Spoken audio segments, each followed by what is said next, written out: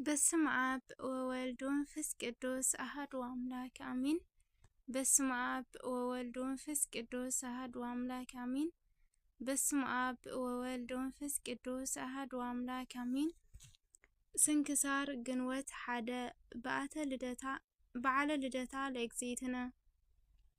በዛ መዓልቲ እዚኣ ድሕነት መድሓኒት ደቂ ሰባት በኣ ዝኾነ እመቤትና ቅድስት ድንግል ማርያም ወላዲተ አምላክ ተወለደት። ካብ ሰብኡት ክብር ዝኾነ አቦኣ ድማ ስሙ ኢያቄም እዩ። ካብ አንስቲ ብርክቲ ዝኾነት ኣዲኣ ከዓ ስማ ሃና እዩ። ኣብኡ ዘመን እቲ ካህናት መባእ መካናት ኣይቅበሉን ዝነበሩ እሞ ክልቲኦም ብስእነት ውሉድ ይሓዝኑ ነበሩ። ንሳቶም ግና ሓዘኖምን ሕጫጨ ሰባትን ንኸወግደሎም መዓልትን ለይትን ፈጺሞም ንእግዚአብሔር ይልምኑ ነበሩ። ስእለትን ኣስተበቅዖትን ይቕርቡ ነበሩ። መፍቀሪ ሰብ ዝኾነ እግዚአብሔር ሰናይ ሕልንኦም ተመልኪቱ መድሓኒት ኩሉ ዓለም ካብ ዘርኦም ንክኸውን ፈተወ። ክቡር ኢያቄም ድማ ኣብ ውሽጢ እምባ ቆይሙ ክሻዕ መፈጸምታ 40 መዓልቲ እንትጽልይ መልአክ እግዚአብሔር ተገለጸሉ እሞ ካብኣ ድሕነት ኩሉ ዓለም ዝፈጸመ ዘርኢ ከም ዝኾነ ነገሮ። ብትውዕ ልቢ እናኣመነ እውን ካፍቲ እምባ ወረደ። ነታ ካብ መልአክ እግዚአብሔር ዝሰምዓ ራእይ እውን ንሰበይቱ ንብፅዕቲ ሃና ነገራ። ንሳ እውን ቃሉ እሙን ከም ዝኾነ ኣመነት። ንልዑል እግዚአብሔር እውን ኣመስገነት። ቅድስቲ ሃና እውን ካብኣ ንዘይውለድ ሙሉእ ዕድመ ዘመኑ ኣገልጋሊ ቤተ ክርስቲያን ንኽትገብሮ ንእግዚአብሔር መጽዋዕት ተመጻብዐት። ብድሕሪ እዚ ጸነሰት። ነዛ ቅድስቲ ድማ ወለደት። ስማ ድማ ማርያም ሰመየታ። ትርጓሜ ድማ እመቤት ማለት እዩ። ከምኡ እውን ጸጋን ሃፍትን ማለት እዩ። ብናይ እማን እውን እመቤት ኩሉ ዓለም እያ እሞ ሰማያዊ ጸጋን ሃፍትን ወለደት። መድሓኒት ጌታና መድሓኒት ስጋን ነፍስን ዝኾነት ንዓኣ ንእኖ ዝሃበና ንእግዚአብሔር ምስጋና ይኹኖ። በረከታ እውን ምስ ኩለና ህዝበ ክርስቲያን ይኹን አሜን። አርኪያት ሰላም ለልደትኪ እማሐፀነ ድክምት ስጋ ድህረ ሃለፋ ውርዙት ወድህረ ትክቶ ሃደጋ ማርያም ሰመሪ ወፀሃቂ እንበለ ንትጋ ለማየ ንጽህኪ ትረስየኒ ፈለጋ እስመ ንጽህ ይሁብ ሞገስ ወጸጋ። ሰላም ለልደትኪ እምለደተ አበው ዘአብየ ለነፍስ ጽኡራን ኩሉ እስመ ጸገወ ናህየ ማርያም ድንግል እግዚእትየ እንዘ ረድኤትኪ ወአድህኖትኪ ብየ እይፈርህ ሞተ ወአዲ ስቃየ። ሰላም እብል ለልደትኪ ማህቶት ዘብሔረ ጽልመት አእሚሮሙ ብኪ ከመይኩኑ ይከውን ህይወት ሰመዩኪ ማርያም ዘወለድኪ ነቢያት ዘትርጋሚሁ ጸጋ ወአዲ እግዚእት። ሰላም እብል ለልደትኪ ማህቶት ዘብሔረ ጽልመት አእሚሮሙ ብኪ ከመይከውን ህይወት ሰመዩኪ ማርያም ዘወለዱኪ ነቢያት ዘበትርጋሚሁ ጸጋ ወአዲ እግዚእት። ሰላም ለበርተለሚዎስ ቀጸላ ሃይማኖት አክሊሉ ኬነውተ ዝንቱ ዓለም ዘኢይጸፍሩ በአምሳሉ በጵጵስናሁ ወመስመሪሁ ውልድ እንዘ ቃሉ ተሃደሱ ብልብየ አብያተ ክህናት ኩሉ ወበስመ ማርያም ሃነጸ አሃደ እምእሉ። ሰላም ለበርተለሚዎስ ቀጸላ ሃይማኖት አክሊሉ ኬነውተ ዝንቱ ዓለም ዘኢይጸፍር በአምሳሉ በጵጵስናሁ ወበስመሬ ውልድ አዘዘ ቃሉ ተሃደሱ ብልየት አብያተ ክርስቲያናት ኩሉ ወበስመ ማርያም ሃነጸ አሃደ እምእሉ። ንእግዚአብሔር ምስጋና ይኹን። ንኣና እውን ብጸሎት ኩሎም ቅዱሳን ይምሓረና አሜን። ስንክሳር ግንቦት 2 ቅዱስ ኢዮብ። በዛ መዓልቲ እዚኣ ጻዲቅ ኢዮብ ዕረፈ። ነዚ ጻድቕ ድማ ኣብ ዘመኑ ከምኡ ዝበሉ ጻድቕ ሕያዋን ሰብ ከምዘሎ እግዚአብሔር ኣብ ቅዱሳን መጻሕፍቲ ምስክር ኮይኑ ዝተናገረሉ ኣቦ እዩ። ሰይጣን ድማ ኣብ ልዕሊኡ ቀኒአ። ናብ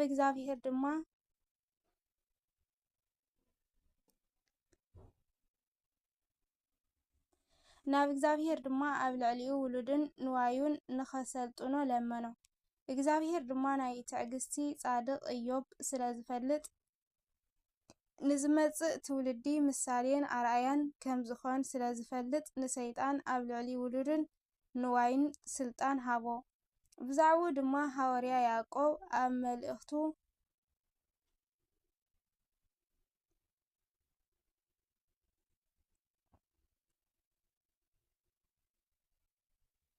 ከምዚ በለ፣ እንሆ ናይ ኢዮብ ጻድቕ ትዕግስቲ ሰሚዕኹም ኣለኹም።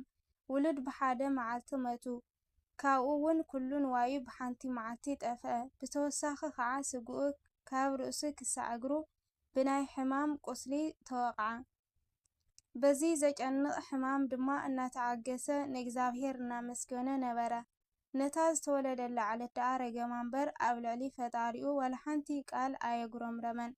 ኩሉ ንብረቱን እንስስኡን ኣብ ዝጠፍአሉ ጊዜ እግዚአብሔር ወሃበ፣ እግዚአብሔር ወሰደ፣ እግዚአብሔር ስሙ ንዘለዓለም ዝተኸበረ ይኹን በለ።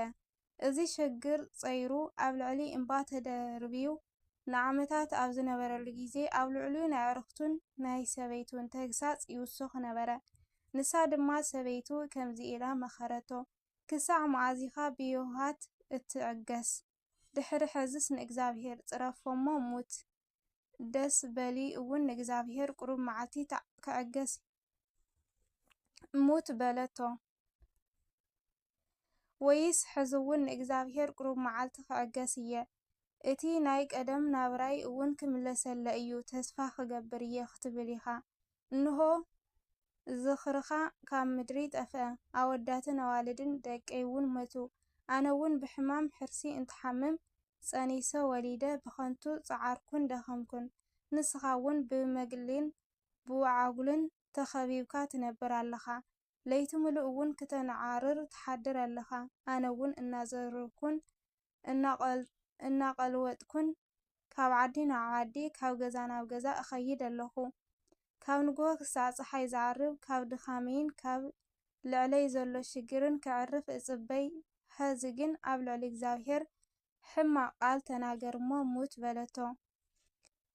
ኢዮብ ግና ናብኣ እናተመልከተ ከምተን ሓደ ሰነፋት ኣንሽቲ ዶ ተናጊርኪ ኣቐዲምና ካብ ኢድ እግዚአብሔር ሰናይ ዘበለ ኩሉ ተቐቢልና ኢና፣ ክፉእ ነገር እንተገጠመና ከዓ ኣይንዕገሰን ዶ ኢሉ ገሰጻ።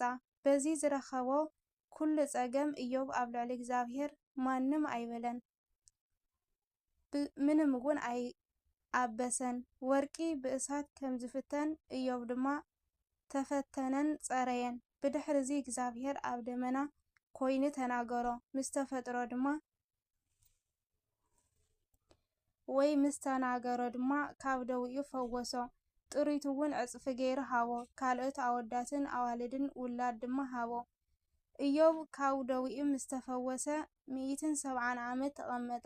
ጠቕላላ ዕድሚኡ ድማ 248 ዓመት እዩ። ብሰናይ ሽምግልና ነይሩ ንእግዚአብሔር ኣሐጒሱ በዛ መዓልቲ እዚኣ ዓረፈ። ንእግዚአብሔር ምስጋና ይኹን። ንዓና እውን ብጻድቕ ኣቦና ኢዮብ ይምሓረና፣ በረከቱ ይብልዕለና ይሕደር ኣሚን።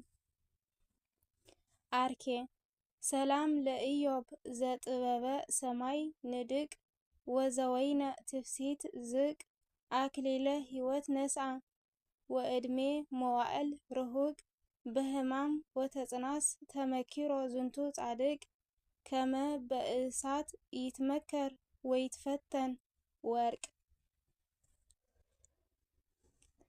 ቅዱስ ቴዎድሮስ።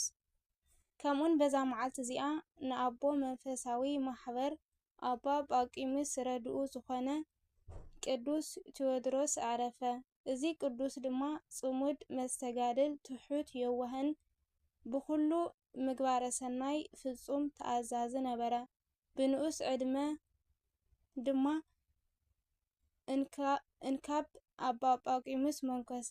ንኣምላኹ ከም ዝእዘዝ ኮይኑ ድማ ንኣባ ጳቁሚስ ይእዘዞ ነበረ።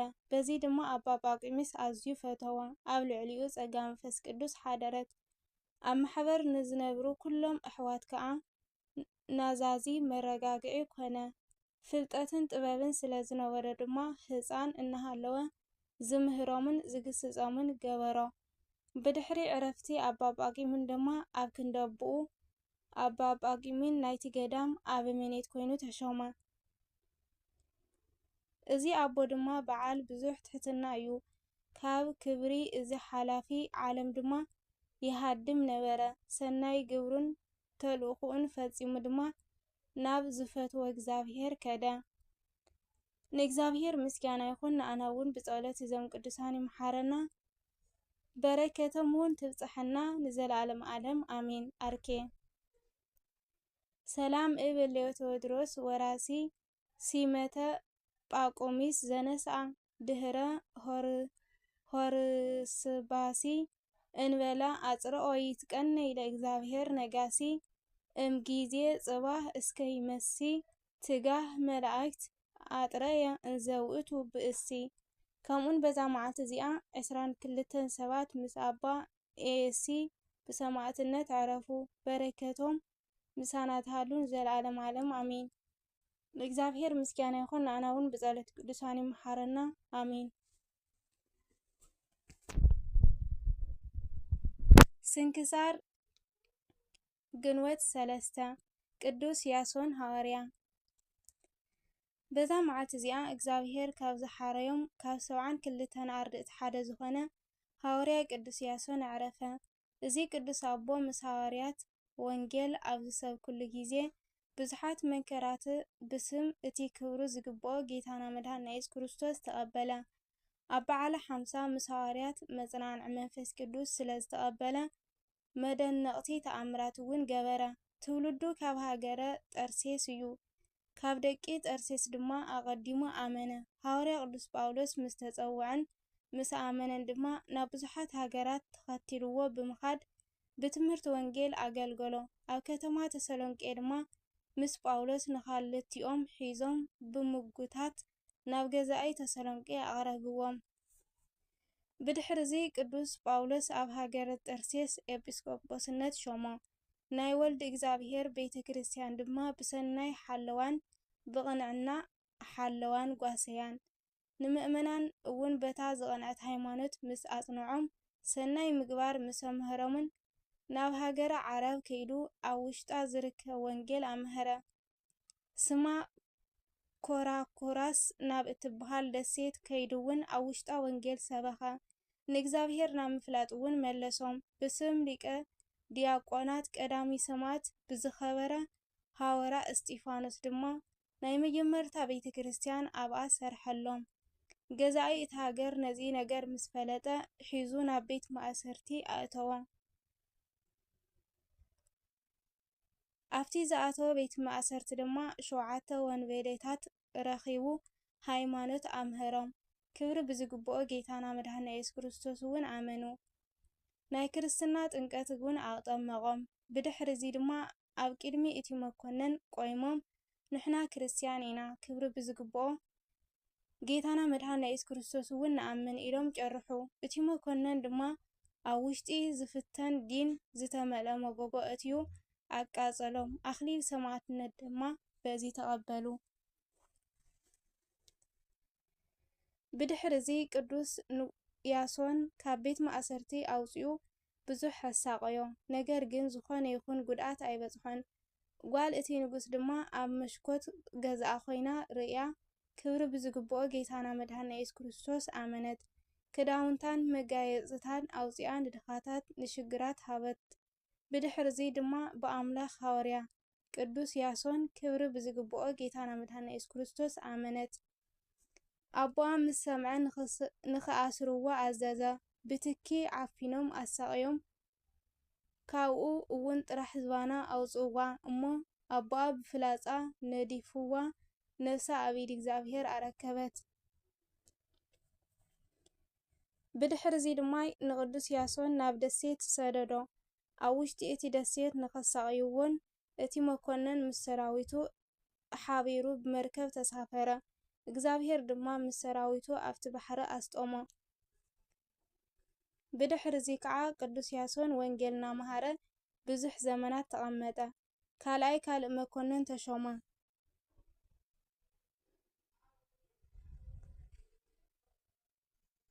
እሞ ንቅዱስ ያሶን ሒዙ ዲን ዝፍትን ሽምዓን ኣብ መንጎ መሊኡ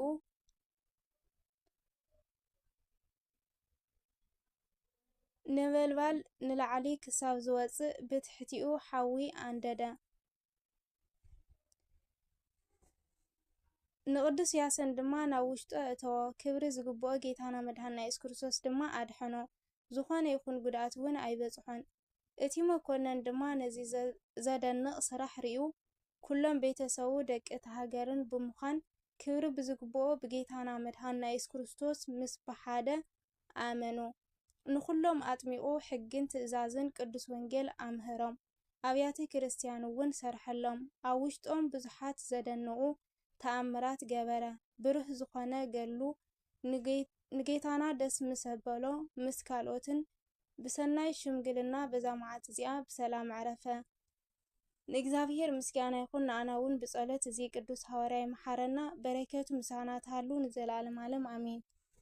አርኬ ሰላም ለከ ያሶን ረድኡ ለወልደ ማርያም ድንግል መጥበቤ ህፃናት ስምዑ ለጤገነት እሳት ውእይ ዘኢህመመከ ፍልሃተ ቅብኡ ለወለተ ንጉስ ሰላም ዘምስለ ፈያት ሰብኡ እለ በእዴከ ኣመኑ ወጥምቀተ ነስኡ። ኣባ ብሶይ ሰማዕት። ከምኡን በዛ መዓልቲ እዚኣ ካብ ሰብ በለጌት ዝኾነ ኣባ ብሶይ ብሰማዕትነት ሞተ። ነዚ ቅዱስ ኣቦ ድማ ሰብነቱ ብምጥዋይን ብምቁርማምን ኣሳቀይዎ። ኣብ ኢድ ኣክሊል ዝሓዘ መልኣክ እግዚኣብሔር ተገሊጹ ድማ ኣይትፍራህ፣ እንሆ ኣብ ኢደይ ኣክሊል ኣሎ። ደጊም እውን ብዙሕ ኣሳቀይዎ። ናብ ውሽጢ እቶን እሳት እውን ደርበይዎ። ሰናይ ገድሉ እውን ኣብኡ ፈጸመ። ንእግዚኣብሔር ምስጋና ይኹን። ንኣና እውን ብጸሎት እዚ ቅዱስ ኣቦ ይምሓረና ንዘላለም ዓለም ኣሚን። አርኬ ሰላም ለአባ ብሶይ በላህበ ማህቶት ዘውእየ ኣነዳ ገጹ ፍጹመ እስከ ተላጸየ በዝንቱ አክሊል ዘውስተ እደየ እከልለከ መልአክ እንዘይበሎ አመ በርእሱ ወደየ በዋእየ እሳት ፈጸመ ገድሎ ሰናየ።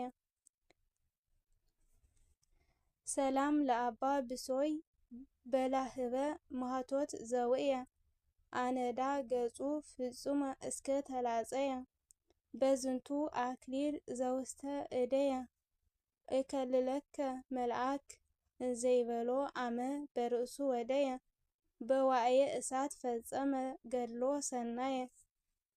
ከምኡውን በዛ መዓልቲ እዚኣ ንቀሺ ቅዱስ አውሳብዮስን ቅዱስ ሴም ሰማዕትነት መዘከርቶም እዩ።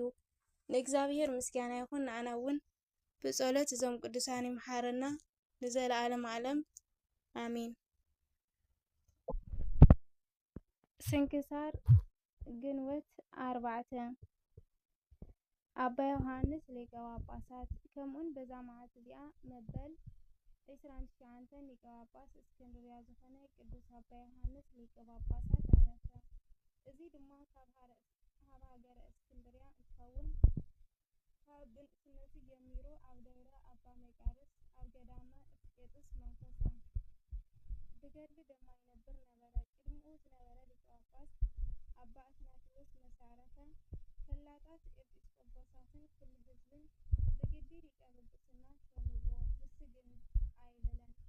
ኮይኑ ግና ንሞጋሰ ህዝቢ ክርስቶስ ከይሓደግን ካልእ ከይስዎም እሞ ኣብ ልዕሊ ሞጋሰ ክርስቶስ ፍጹም ነገር ከየምፅእን ብዙሕ ልመና ለመንዎ ፈላጣት ኤጲስቆጶሳትን ኩሎም መምሃራንን እናለመንዎ ምስ ረኣየ ፈርሐ። እዚ ነገር ብፍቓድ ክብሪ ዝግብኦ ጌታና መድሓኒና ኢየሱስ ክርስቶስ ዶ ይኸውን ኢሉ እውን ሓሰበ። ብድሕሪ እዚ ሊቀ ጳጳስ ገይሮም ሾምዎ።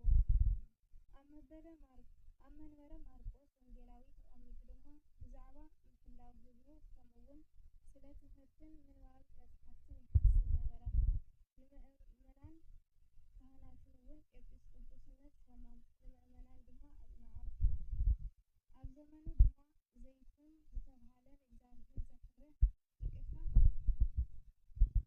ኣብ ዘመኑ ድማ ዘይኑን ዝተባህለ ንእግዚአብሔር ዘፍርህ ሕያዋይ ንጉስ ነጊሱ ነበረ። ነዚ ቅዱስ ኣቦ ድማ ሓገዞ።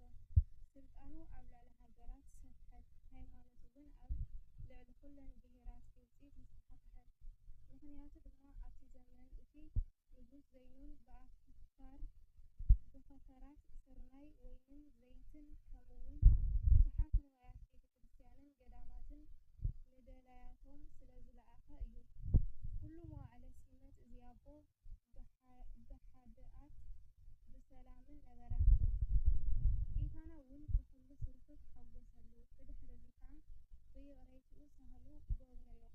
ኣብ መንበረ ማርቆስ 8 ዓመታት ጸኒሑ ድማ ንእሽተይ ሓሚሙ በዘማዕትነት ብሰላም ኣዕረፈ። ንእግዚአብሔር ምስጋና ይኹን።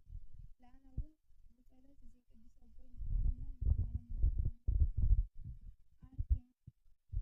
ሰላም ለዮሐንስ ውሉደ ነገሥት ክቡራን ዘተሰይመ ሊቀ ጳጳሳት ቴራን ዘበእዴቱ ተሃንጻ ኣብያተ ክርስቲያናት ኩሎም እንዘ ይትራድኦ ንጉስ ዘይኑን በፍሬ ስርናይ ምስለ ዘይት ወወይን ሰማዕት ሶሲማ ወኖዳ ከምኡውን በዘማእትያ ኣገልገልቲ ብሩህ ፊቅጦር ዝኾኑ ቅዱሳን ሰማዕታት ሶሲማን ኖዳን ብሰማዕትነት ኣረፉ። በረከቶም ምሳና ይሁን ዘለዓለሙ አሜን። ሰላም ለሩጻቲክሙ ለስቃየን ስምዕ ውስተ አውዳ በመዓዛ ፊቅጦር ጽጌረዳ ጸውዕን ዊከ አመን ሳእ እሴት ወፍዳ ለስብሐቲክሙ እትታፈን ትበዳ ክቡራነ